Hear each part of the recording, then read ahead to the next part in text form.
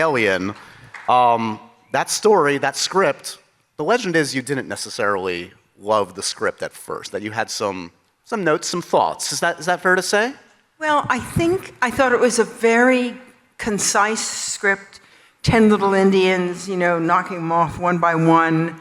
If you don't know what the alien design is, it's very hard to understand what this monster is running around dripping acid. So I kind of didn't have any idea of the rather beautiful, exotic creature that the alien was till I met Ridley at the sort of audition, and he brought out these incredible pictures from Giger and from Carlo Rambaldi, and I realized I'd never seen anything like that in a movie ever, and that, I think, was that and Ridley sort of cinched the deal, It's interesting because the journey of Ripley in that film mirrors a little bit of your own journey as an actor, because essentially it's your film debut. You'd had some small things, but mostly in the theater.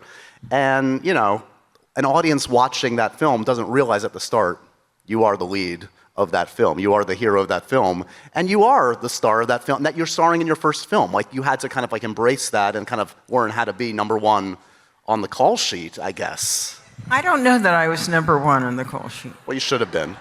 Well, I don't.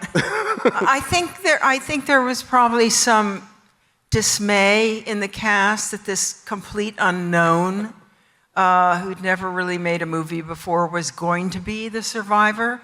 And the reason I was the survivor was our writers, Walter Hill and David Giler, thought no one will ever imagine that the survivor will be a woman.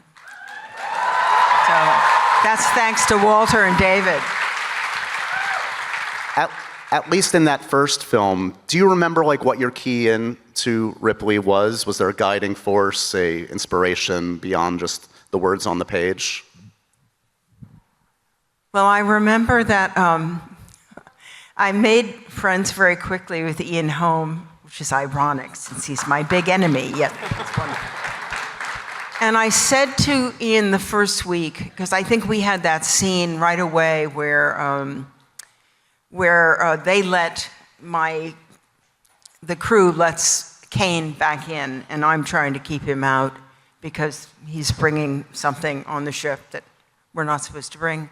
And I said to Ian later, I said, do you think that Ripley feels what she's doing is right all the time?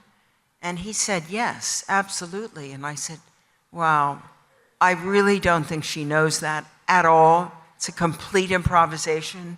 She's flying by the seat of her pants, which in fact, as an actor, I was, because no one ever said the lines. It was just a free-for-all. And for me, being from the theater, I was like, so I was terrified, and that was easy to play.